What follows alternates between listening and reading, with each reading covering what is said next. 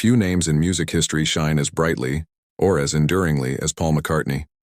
A living embodiment of pop genius, McCartney went from a young Liverpool lad with a bass guitar to the heartbeat of the most iconic band in history, the Beatles.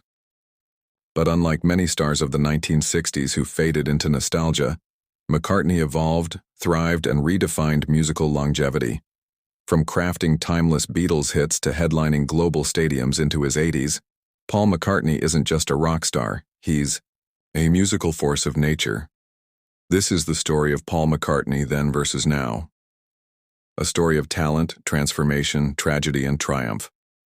Born on June 18, 1942, in Liverpool, England, James Paul McCartney grew up in a working-class household where music was always present. His father played piano, and young Paul absorbed melodies and harmonies like a sponge. By age 15, he met a teenage boy named John Lennon.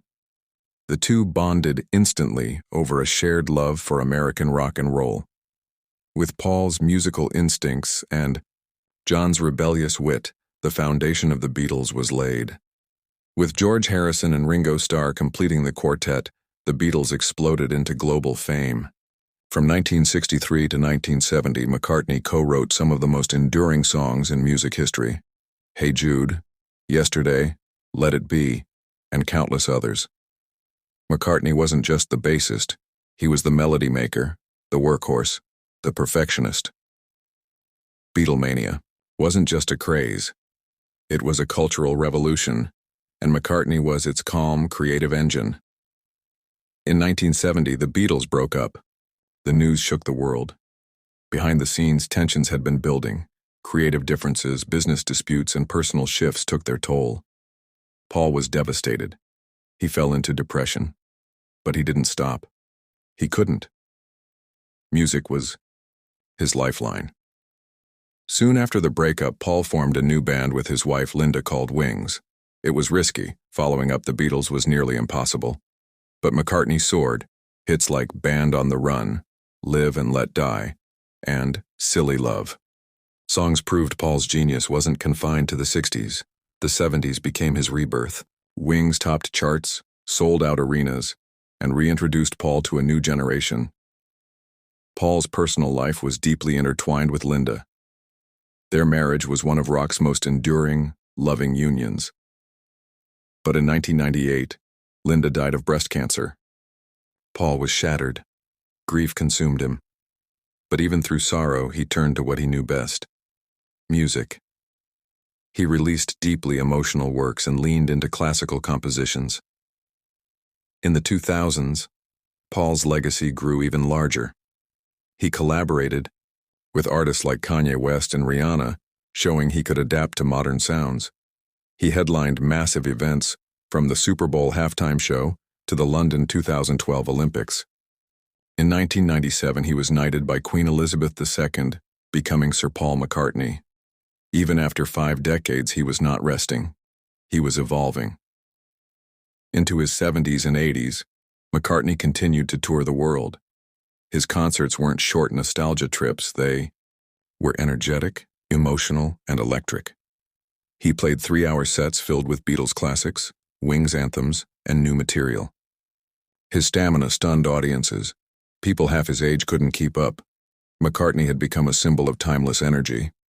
Then, Paul in the 60s was a fresh-faced pop genius with a mop-top haircut and a melody for every moment. He crafted the soundtrack of the baby boom generation. Now today, Paul is a billionaire musical icon who continues to create, perform, and inspire. His voice has aged, his hair is silver, but the spark remains. Whether he's jamming with new stars or singing Let It Be to a crowd of 50,000, McCartney proves legends never retire. McCartney has influenced every generation since the 1960s. His music is studied, covered, sampled, and sung around the world. He's one of the best-selling artists in history, with over 100 million albums sold. He's won 18 Grammys, and he's part of music royalty forever. But perhaps Paul's greatest achievement is emotional. He made people feel joy. He gave them anthems for heartbreak, hope, and happiness.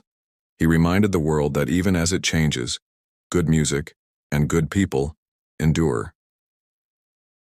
Today, Paul McCartney is one of the richest musicians on earth, yet he remains grounded. He supports animal rights, environmental causes, and music education. He continues to write and record, constantly pushing himself. When asked why he still performs, McCartney simply says, "Because I love it." Paul McCartney.